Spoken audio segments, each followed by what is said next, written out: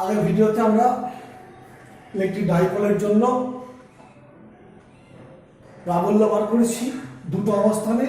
একটা ছিল অক্ষের ওপর একটা অবস্থান অ্যাক্সিয়াল পয়েন্টে, তার মানটা পেয়েছিলাম এরকম মান পেয়েছিলাম Q2 P R Q, আর দূরত্বে P ডাইপোল মোমেন্ট বিশিষ্ট ডাইপোলের জন্য প্রাবল্য আর দূরত্বে। আর পারপেন্ডিকুলার পয়েন্ট থেকে পেয়েছিলাম লম্ব সমদ্বিখণ্ডকের ওপরে, এটাকে বলছি টু না, এটা ছিল পি আর কিউ এবং দ্বিগুণ এসেছিল। আর ভেক্টরিক্যালি ভেক্টর সিম্বল দিয়ে দিচ্ছি। এই হলো ব্যাপার।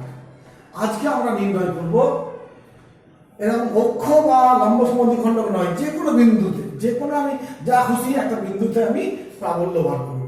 এটা এমনি দিয়েছি field intensity at any point due to dipole, তড়িৎ দ্বিমেরুর জন্য যে কোনো বিন্দুতে তড়িৎ প্রাবল্য নির্ণয়।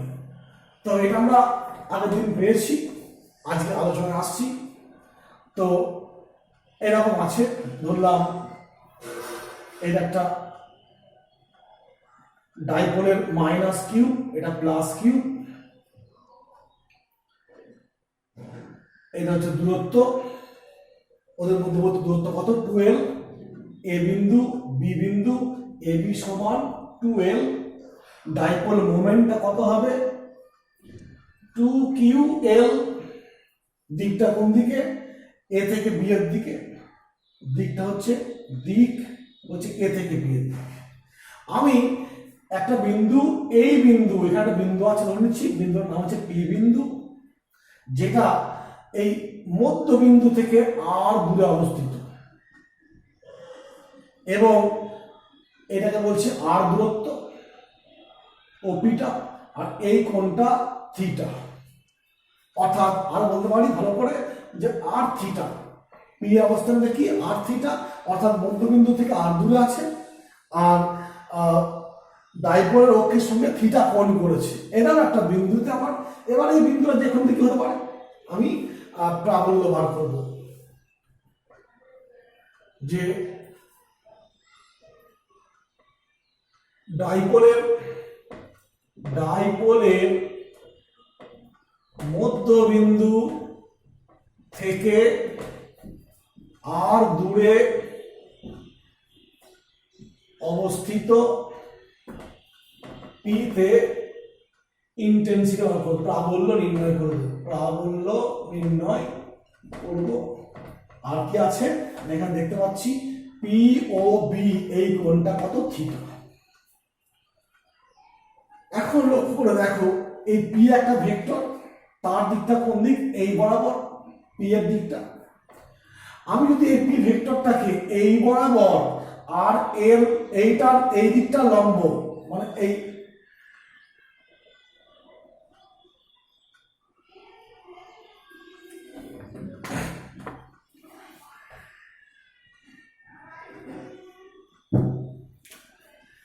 এটা লম্ব দিক,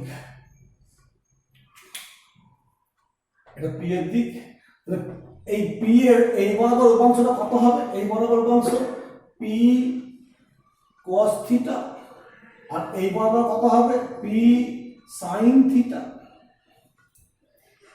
কারণ এই কোণটা বলেছি থিটা, তাহলে এই দিক বরাবর পি আছে, পি এর এই দিকে P cos theta, P sin theta.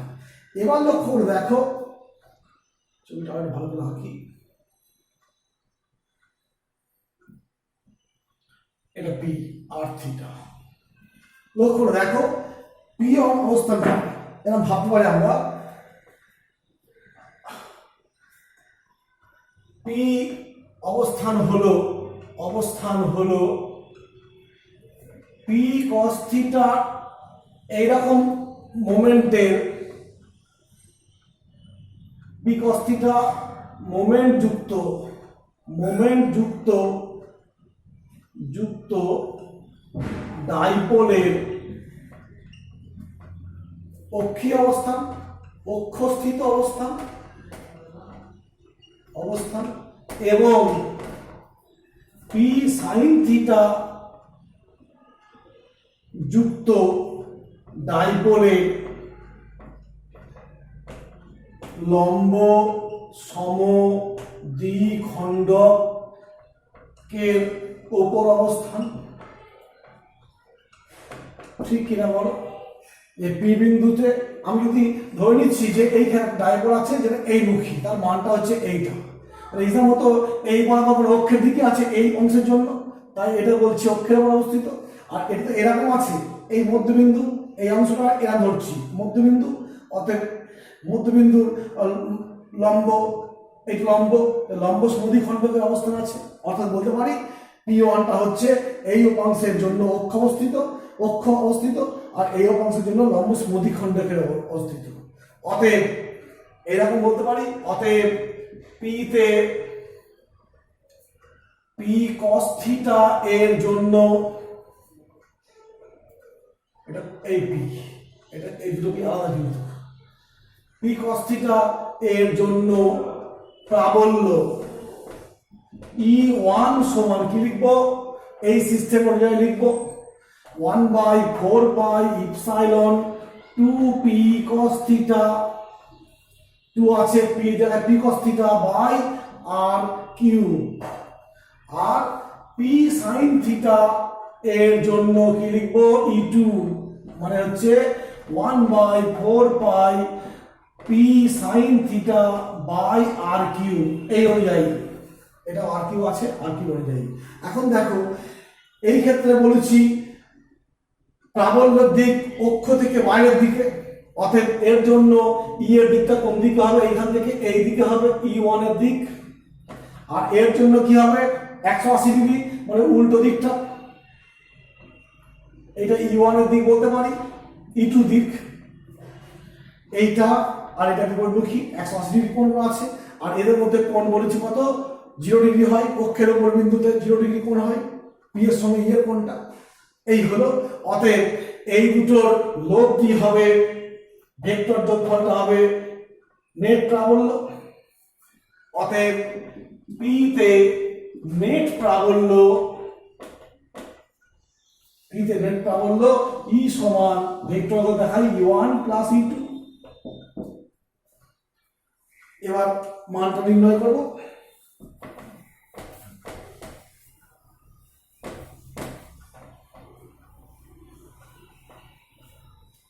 এরপরে লিখছি, তাহলে দেখতে পাচ্ছি আমরা এই ছবি থেকে যে এরা তো পরস্পর 90 ডিগ্রি, এই কোণটা হচ্ছে 90 ডিগ্রি।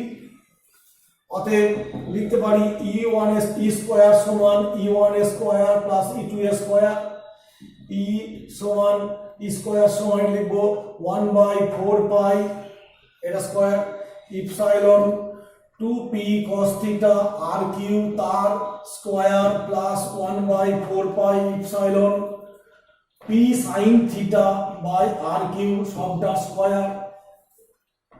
অতএব E সমান হবে, কমন নিচ্ছি 1/4 পাই ইপসাইলন স্কয়ার, আর কি কমন যাবে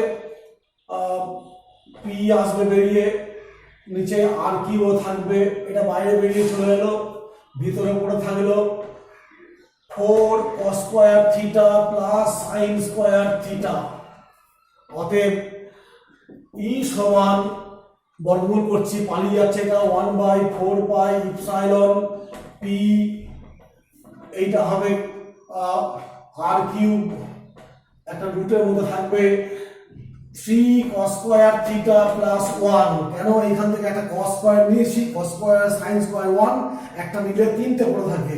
এই হলো যে কোনো বিন্দুতে প্রাবল্য মান, এবং সেই তার দিকটা কোন দিকটা, এই দিকটা তার দিক। ছবিতে দেখো ই এর দিকটা হচ্ছে এই বরাবর হয়েছে। এখন যদি এই কোণটাকে আমি ফাই বলি, এই কোণটাকে আমি ফাই বলি, অতএব লিখতে পারি কি tan ফাই সমান কি লিখবো, tan ফাই মানে এইটা বাই এইটা মানে E2 বাই E1।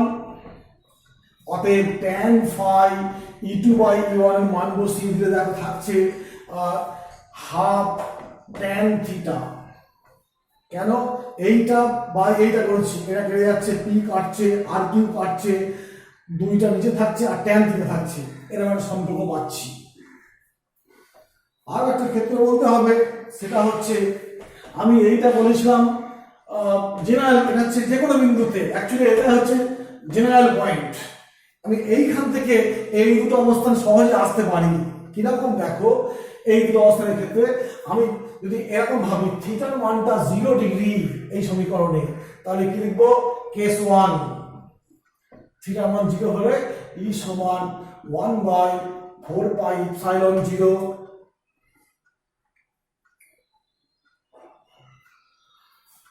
পি লিখলাম, আর কিউ থাকলো cos এর মান 1 মানে কি 3 এর 4 মানে 2 চলে এলো বেরিয়ে।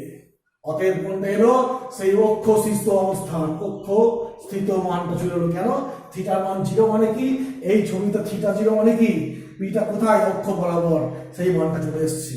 2 নম্বর কেস, কেস 2 তে দেখো থিটার মান যদি 90 বলি, তখন এই ছবিতে এইটা শূন্য হয়ে যাচ্ছে, কি পড়ে থাকছে, তখন ই সমান 1/4 pi epsilon P by R cube, এটা শূন্য এই পড়ে থাকছে।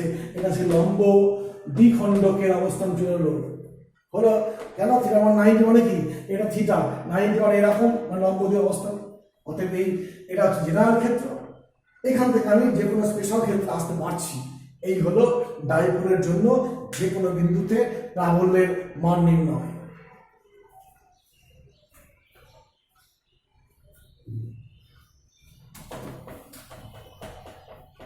আর একটু আছে, আর একটু পড়াবো এই ডাইপোল নিয়ে আলোচনা। সেটা হচ্ছে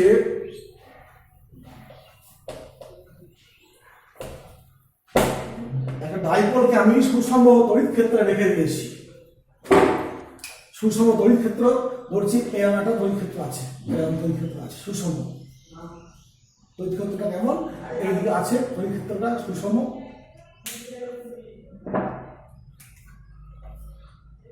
এটা তড়িৎ ক্ষেত্রের দিক, সুষম মানে তড়িৎ ক্ষেত্র।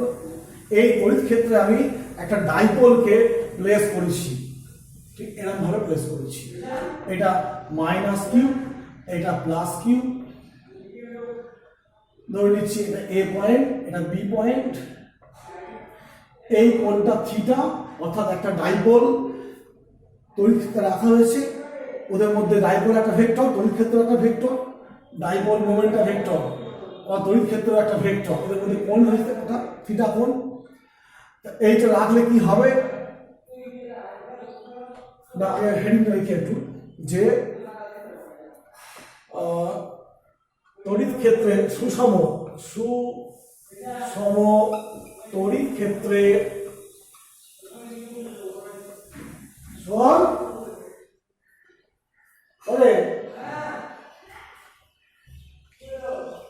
সুষম তড়িৎ ক্ষেত্রে রাখা ডাইপোলের ওপর ক্রিয়াশীল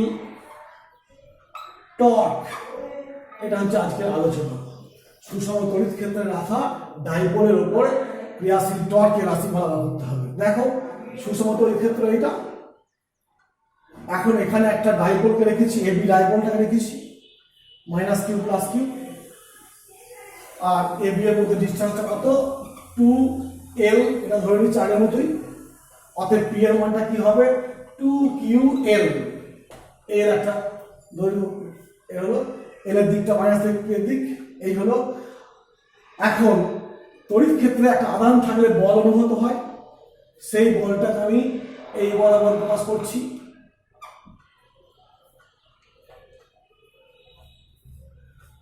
শোন শোন,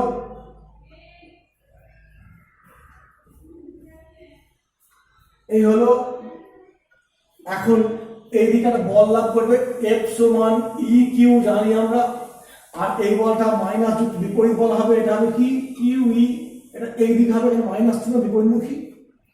এখন লক্ষ্য করে দেখো এই বলগুলোর মান সমান এবং বিপরীতমুখী, আরো কি পরস্পর সমান্তরাল। কি বললাম, দুটো আধানের উপর তড়িৎ ক্ষেত্র যে বল দিচ্ছে সেই বলগুলোর মান সমান, বিপরীতমুখী এবং সমান্তরাল।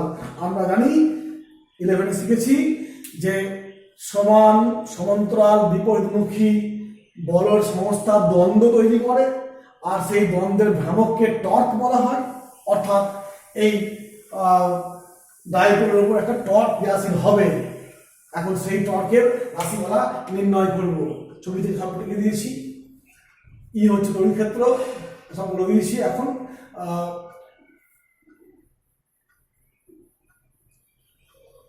কিউ ই ও মাইনাস কিউ ই বল দুটি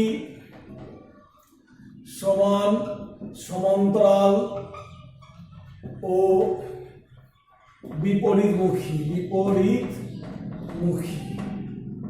অতএব দ্বন্দ্বের ভ্রামক বা টর্ক আমরা কি দিয়ে প্রকাশ করি? টাউ দিয়ে। টাউ সমান কি হবে? যে কোনো একটা বলের মান কিউ ই আর ওদের মধ্যে দূরত্ব, লম্ব দূরত্ব কোনটা? আমি বলছি এক্স, এটা হলো এ, এটা সি বলছি। এসিটা হচ্ছে লম্ব দূরত্ব, এ একটা বল, এসি হচ্ছে লম্ব দূরত্ব। অতএব টাউ সমান কিউ ই, এই হলো। এখন ছবি থেকে দেখো এসির মানটা কত হবে? সাইন থিটা, এই কোণটা থিটা, মানে হচ্ছে এই কোণটাও থিটা। অতএব সাইন থিটা সমান এসি বাই এবি। অতএব এসি সমান এবি সাইন থিটা। এবি মানে 2l সাইন থিটা। এখানে বসিয়ে দিচ্ছি kiwi into 2l sine theta. অতএব টাউ সমান 2, এই হলো। এইখান থেকে দেখো এই 2l আর কিউ মিলে হচ্ছে পি ই সাইন থিটা। এই হলো ক্রিয়াশীল টর্কের রাশিমালা। টর্কের রাশি, টর্ক কি করে? রাশিমালা। টর্ক কি করে? বস্তুকে ঘুরায়। অর্থাৎ কি হবে? এইরকম আছে, এই তড়িৎ ক্ষেত্র, এর উপর টর্ক ক্রিয়াশীল করেছে, দিয়ে করবে কি? আমি ঘুরিয়ে দেবে। এবং যেটা ভেক্টরের প্রকাশ করি, টাউ ভেক্টর সমান হবে পি ক্রস ই। সাইন আসছে, এখানে ছবিটা এরকম হয়। ধরে নিচ্ছি এইটা হচ্ছে ই এর দিক, এটা হচ্ছে পি এর দিক, এই কোণটা থিটা, আর এই লম্ব দিকটা হচ্ছে টাও এর দিক, ঘুরিয়ে দিকে। হলো? তো তোমার এখানে দেখো এটা ই এর দিক, এটা পি এর দিক। অতএব এরকম আসবে, এটা এই পি থেকে ই এর দিকে ঘুরলে কি হবে? এরকম আসছে। অর্থাৎ টর্কের দিকটা কোন দিক হবে? এটা টর্কের দিক হবে। এই হলো টর্কের দিক পেলাম। আরো একটু অন্য জিনিস আসবো। এই হলো এখান থেকে। আচ্ছা, আমি আসছি এবার বিশেষ ক্ষেত্র কিছু আসছি। এখান থেকে আসছি, যখন থিটার মান 90 হয়, টাউ কত হবে? টাউ সমান পি ই সাইন 90, মানে টাউ সমান পি ই। এবং এটাই হচ্ছে কি? ম্যাক্সিমাম ভ্যালু, টর্কের ম্যাক্সিমাম ভ্যালু। কখন হচ্ছে টর্ক ম্যাক্সিমাম? কখন হবে? যদি ডাইপোল মোমেন্টের দিক এবং তড়িৎ ক্ষেত্রের দিক 90 ডিগ্রি হয়, অর্থাৎ ডাইপোলটাকে তড়িৎ ক্ষেত্রের সঙ্গে 90 ডিগ্রি কোণ করে রাখা হয়, তখন টর্কের মানটা কি হবে? ম্যাক্সিমাম। আর ম্যাক্সিমাম মানটা কত হলো? এইটা। আর যখন থিটা সমান 0 বা 180 হবে, টাউ কত হবে? 0। অর্থাৎ টাউ এর ম্যাক্সিমাম মান কখন হচ্ছে? যখন লম্বভাবে দেখাচ্ছি। আর ইয়ের দিকে বা উল্টো দিক ঘোরালে পরে কি হবে? টর্কের মান 0 হবে। আর একটা কথা বলবো, এইখান থেকে মনে করলে আমি ভ্রামকের সংজ্ঞা পেতে পারি। কিরকম? দেখো, এইটা হলো কখন? টাউ সমান পিই, যখন থিটা কত? থিটা হচ্ছে 90 ডিগ্রি। এখন ই এর মান যদি 1 করি, টাউ সমান কি হবে? পি। অতএব এরকম বলতে পারি যে একটা সুষম একক প্রাবল্য বিশিষ্ট তড়িৎ ক্ষেত্রে একটা ডাইপোলকে 90 ডিগ্রি কোণ করে রাখা হলে ওর উপরে যে টর্ক ক্রিয়াশীল হয়, সেই টর্ক কি বলবো? ওই ডাইপোলের ভ্রামক।